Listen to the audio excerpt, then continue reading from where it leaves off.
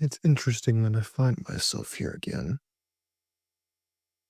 I think the last time that I had a day like today was probably back in college when I had that day after I met Charlotte and hooked up with her, and I was just I was so smitten with her, and then I found out that she didn't want anything to do with me and ghosted me and said that the sex wasn't that great, whatever. And then I just felt so humiliated, I felt so let down, I was so angry because she was so hot, whatever. Out of the blue, despite my best efforts to make it right, because I'm a schmuck and I haven't fully beat the beta just yet, I found out that, Reagan told me, "Hey, you know what? Can't make it work, and, it's over," basically. Despite all my best efforts, despite, me trying to make it up to her and be a good person, I forgot that this is the love is a form of warfare, and I allowed myself to get got by trying to be a nice person. In an attempt to cover my ass, my aftercare go too far. The same way I let this experiment go too far, because that's what this initially was. It was an experiment for me. But then, like a bad spy, I fell into my own role and behind enemy lines to the point where I became almost a double agent. I became the very thing that I despised. I became the very thing that I once despised and told myself I would never become. And yet here I am, sitting down at my desk, consumed with um, the duality of the man and the monkey at war again, fighting over my soul, fighting over my mind. On the one hand, I miss her, and on the other hand, I know it's a good thing that she's gone. I know it's a good thing that she's gone. Listen, my money is gonna get spent. I don't have any loyalty to anybody now. I don't have to worry about her. I don't have to provide for her. I don't have to do any of those things. But on the other side of it, I've been with this person for a year basically and lived with her for 10 months. Lived life with her every day for 10 months, traveling to multiple places. It wasn't like we stayed in the same place. We went from Augusta and then went to I mean, we just traveled a lot, and every new beginning, I had her, and now I don't. And on one side of the aisle, I actually, again, I know this is a good thing for me. I know I'm gonna win. I know at the end of the day, she's gonna need me before I need her. But it's just sad that I lost a friend at the end of the day. I really did. And you can call me any name you want and call me weak. I don't give a fuck what you say about me. All I know is when you live with somebody, it's just different. It's not the same thing as seeing someone 2 or 3 times a week. Instead of you sleep in the same bed, you wake up every day next to them. You live life with this person. It's different. Now, I never experienced that before, and I have now. You know, I had a little micro I could see, in a microcosm why so many men get bitter, hurt, damaged, and say, "Fuck this shit," and they leave the system. I get it. I really do. Because for the first time, we got a dog together, and now the dog's hers and lives with her. He's not my dog anymore.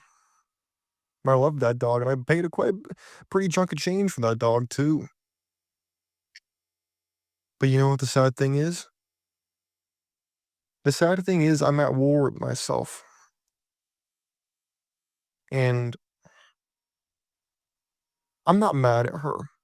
I'm not. At the end of the day, it is what it is.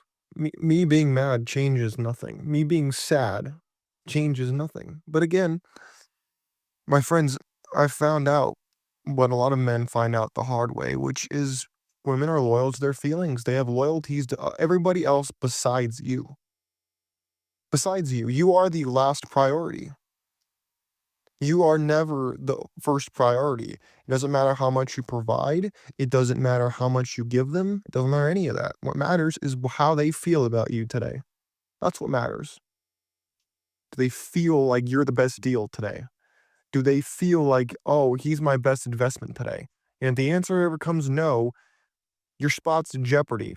You can have Pookie come by and if you lack in any order. If you're not laying your pipe game down, you're not providing correctly, you're not leading correctly in her eyes, she gonna find a guy that does. She gonna train the 90 or the 80 for the 10 or the 20. And women are evil for doing this. This is just what they do. I'm not calling them evil. I'm not calling them sluts and skeezers. I'm saying this is what it is. And anyone who's lived with a woman, anybody who's been married, they know this. They know this. And you kind of enter this not a role of subservience, but you take on this person when you can't. It's hard to lead someone when you don't understand them. So you make it a goal to understand. But now that's backfiring on me because now you're never the only guy. I'm gonna let you know that the illusion that you've been given is just that an illusion, a lie that's given to you. It doesn't exist. The love itself might be real, but the love that you think exists doesn't.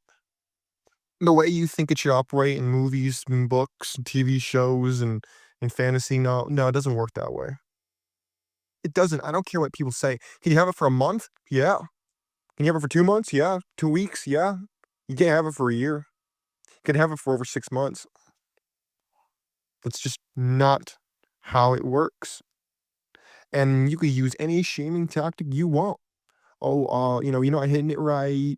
You were beta. Whatever. You let yourself go physically. I didn't think of myself as being beta whatsoever. I stood on business most of the time. And at the end of the day, no one can pitch a shutout. I'm not a perfect man. I'm not perfect by any stretch.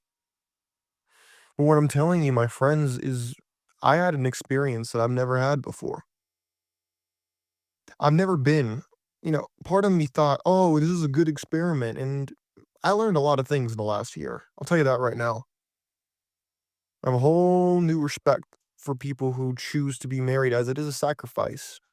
And ideally, the sad thing about reality, my friends, is I wish I could sit here and tell you that marriage is great, and cohabitation is great, and all these things are great, because in theory they are. In practice today, they're not. That's the problem right there.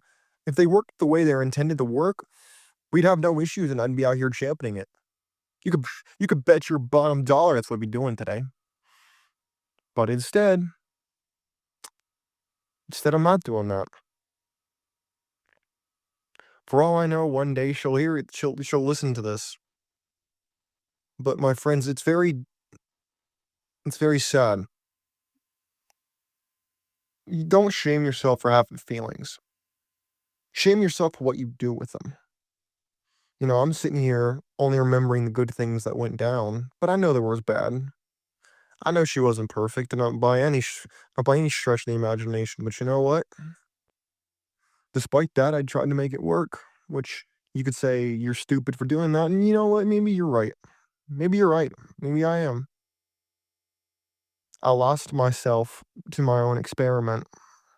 I compromised myself because I allowed my emotions to not be kept in check. I fell for the biological trap that many men before me and men that are living today fall for. The trick of nature. That's what love is. Well, no, that's what lust is. Lust is a trick of nature. Love is a choice, and you have to make it every day because if you don't, then it's over.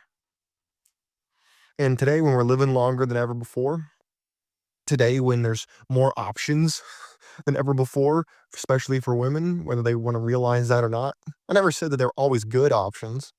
I never said that there were options that were, great in every respect. I'm talking about maybe he's a good, financial provider. Maybe he's good at delivering the pipe. Maybe he's good at talking to you when you had a rough day and he wants to, be in the emotional tampon. I don't know. But everybody has a purpose to serve, and that's what a roster is for. That's what people do, especially women, because men are all too willing to do that. And at the end of the day, if you're gonna let someone else make your choices for you, you get what you deserve.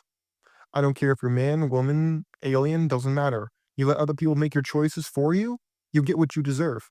You teach them that that's fine. You teach them that that they have that power and control over you and that you can't make a choice for yourself. Either that or you're not strong enough to admit that this is what you wanted. Make an excuse because you're afraid of backlash. Don't be afraid of backlash, my friends. No, no, no. Never apologize for pursuing what you want and care about. Don't try to spare somebody's feelings by giving them the bull crap of, "Oh, well, it's not me, it's my mom," or "It's not me, it's my dad," "It's not me, it's my sister, my brother." No, no, man, No, that's just the excuse. That's just the excuse. People do what they want, and they make excuses for what they don't. You can write that one down. People do what they want, and they make excuses for what they don't. My friends, if you've gone through a really hard breakup and you've been through some hard stuff, when it relates to eh, relationships, let me tell you, there are so many people who think they know everything about relationships, and I try not to be one of those people. I really do. But what I'll tell you, my friends, is this: we gotta boss up. We gotta do better. It's so easy to just slip into that beta provider. It is so easy. Oh my gosh, it's so easy. But you know what? You gotta level up as a man. You need options and leverage because when you don't, you just look pathetic and you ooze that negative charisma. And nobody wants to hear that. Nobody wants to be around that. It's tough, man. I'm gonna be totally honest with you guys. It doesn't hurt as much as I thought. It's kind of like a dull, you know, pain. It's not like a sharp pain in my side or anything. It's just a dull. It's like being in the mental doldrums where you're waiting for a gust of wind to carry you to the next port. It's kind of what that's kind of what it feels like. But my friends, I would love to hear what you have to say, and I'll be expanding on this. I'll be talking about this a lot in time to come. But I'm just sitting here at my desk, and I need to document this. I needed to try to work my way through it because it's really easy to go hit the bottle. It's easy to hit it's easy to go smoke. It's easy to go try to, go on the rebound. That's easy to do.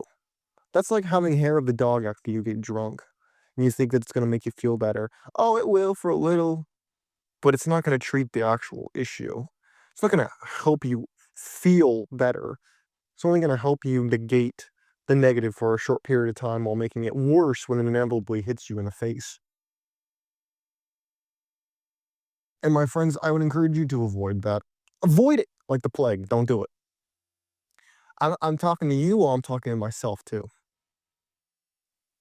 because that's what weak people do. Weak people don't want to grow. They want to just not feel the pain. They want to numb themselves to avoid what they need to do, which is grow as a person.